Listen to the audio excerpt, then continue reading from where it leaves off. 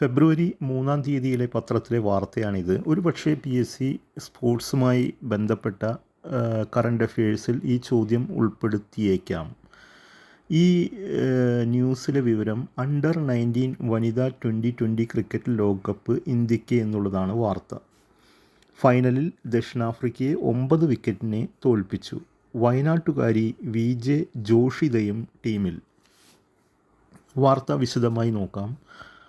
ഇക്കുറി അണ്ടർ 19 2020 ലോകകപ്പ് ക്രിക്കറ്റ് നേടിയ വനിതാ ടീമിലെ അംഗമായ VJ ജോഷിത ആ പട്ടികയിലേക്ക് നടന്നു കയറുമ്പോൾ ആദ്യ മലയാളി വനിത എന്ന പ്രത്യേകതയുണ്ട്. അപ്പോൾ ആദ്യ മലയാളി വനിത ലോകകപ്പ് നേടുന്ന അണ്ടർ 19 ടീമിലെ ആദ്യ മലയാളി വനിതയാണ് ജോഷിത.